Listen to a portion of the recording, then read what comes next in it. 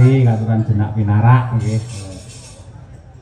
Das putih ini kan macamnya. Iki lho iki kan ono ae piye to kan? Anak sing kari jane lho. Pripun? Sendiri yang sendiri. Sing koyo agama Lali apa to, Nak? Orang yang ngerti. tidak akan kena suami mayat. Sampeyan sapa, Mas?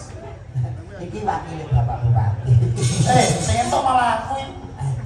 Bocah ngawur. Cak nom-nom iki yo sing mari iki sapa ra jelas ngawur. Sik to ora ilok. Ibu to Mas. Ora matur nuwun malah njaluk imbuh. Pak Bupati kan kagem kanca-kanca.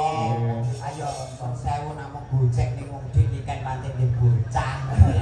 Bocah gendeng. Nek ora gendeng ya awake dhewe ora kasih oke. Nah, ini gendenge gendeng karo kabudayan karo kesenian. Pak libur Mas. Leres.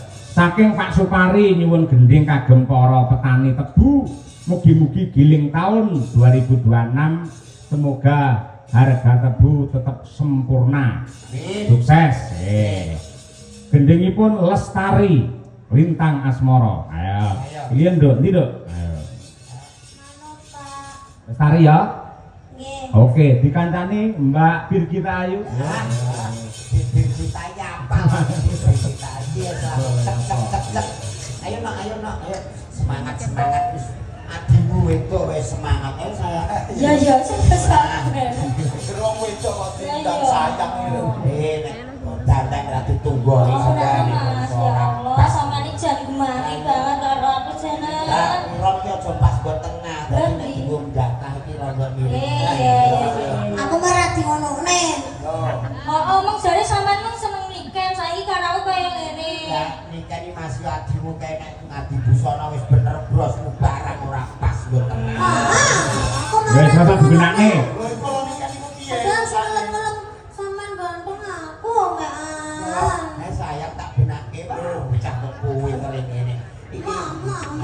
Ayo nek bure kok tak pateni lho. Kok dipateni iki piye to? Pateni susahe ben karek rasa seneng iki cilik iku nunggu.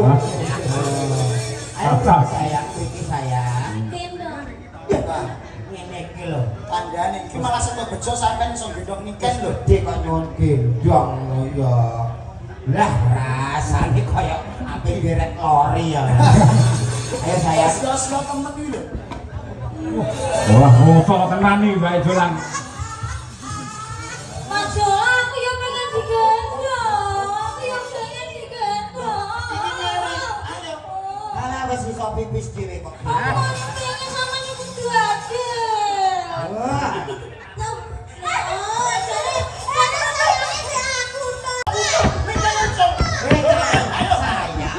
Sayang. Gendong aku toh.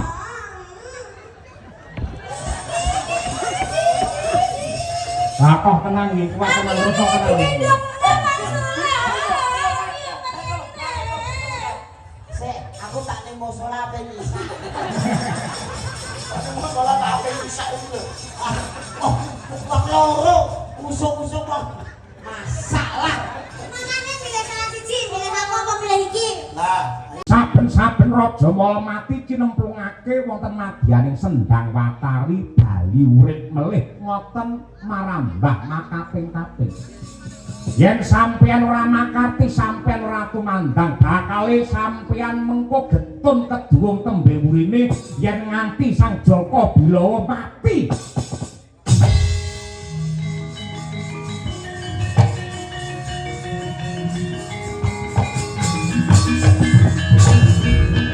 Banjur palungguhan iki apa sing kudu ndak tindakake.